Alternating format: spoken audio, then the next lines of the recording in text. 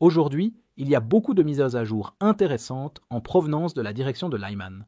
Ici, alors que la Russie affirme publiquement vouloir œuvrer pour la paix par la diplomatie, elle amasse secrètement une force énorme à l'arrière, se préparant à lancer une offensive massive avant la fin du mois. Cependant, alors que Trump en a assez des retards russes, il menace de paralyser l'économie de guerre russe avec les sanctions les plus sévères jamais vues à ce jour. L'objectif principal des forces russes dans cette zone est de prendre le contrôle des villes de Lyman et de Borova. Ce faisant, cela repousserait les forces ukrainiennes vers les rivières Oskil et Siversky Donets, réduisant ainsi efficacement leur tête de pont de l'autre côté des rivières qu'elles avaient établies lors de la contre-offensive de Kharkiv en 2022. Pour exécuter ce plan, les Russes rassemblent une énorme force de réserve à l'arrière, avec des rapports estimant à plus de 30 000 le nombre de soldats stationnés dans le seul secteur de Borova. Contrairement aux volontaires mal entraînés, aux condamnés et aux soldats mobilisés déployés ailleurs, ces troupes suivent une formation supplémentaire et sont activement préparées pour les combats à venir. Cette force témoigne d'un engagement sérieux de la Russie dans cette opération.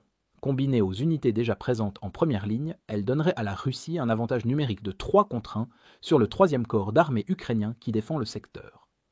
Les Russes prévoient de s'appuyer sur les petites têtes de pont établies sur la rivière Zerebets qu'ils ont saisies au cours des 3 derniers mois, aboutissant à la prise de la localité de Novolyubimovka et à l'approche de Nové. Les airs russes y visent à étendre et à relier leurs têtes de pont de part et d'autre de la rivière Zerebets. Actuellement, l'étroitesse de ces têtes de pont limite les assauts russes à des opérations d'infanterie uniquement, empêchant l'utilisation complète de leurs forces mécanisées restantes. Une jonction réussie permettrait de créer une zone de déploiement plus large pour les réserves et les équipements lourds, y compris les véhicules blindés.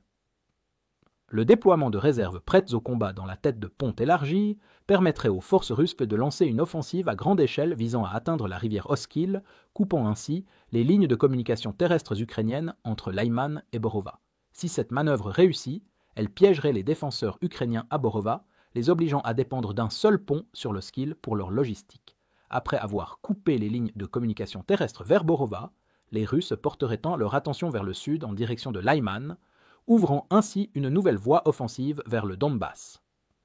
Une telle manœuvre, ciblant la ceinture ukrainienne de villes fortifiées, s'aligne avec une offensive planifiée simultanément vers Kostiantynivka depuis le sud.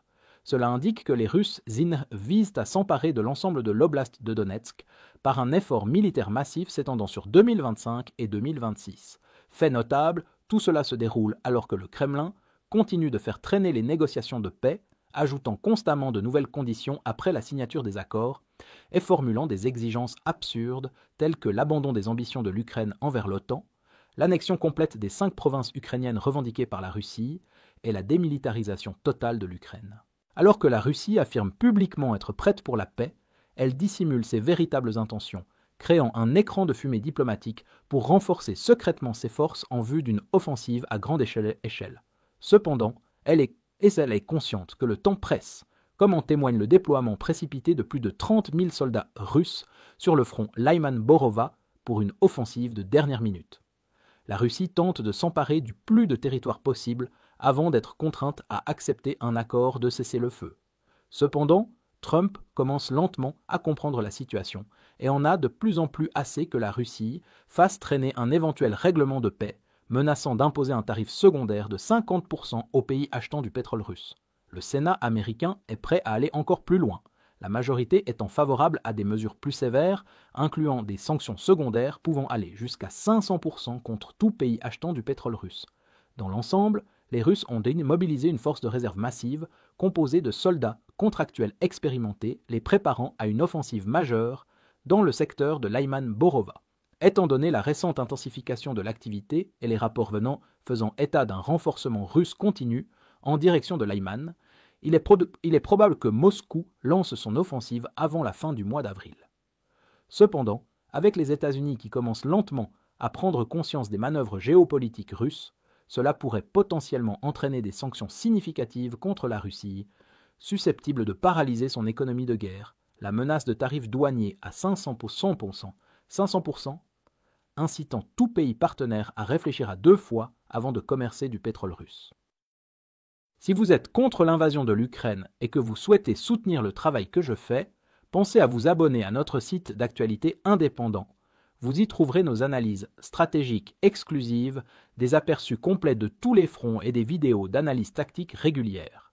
En vous abonnant, vous montrerez non seulement votre soutien à cette chaîne, mais vous aiderez également à défendre le journalisme indépendant. Le lien vers notre site est dans la description.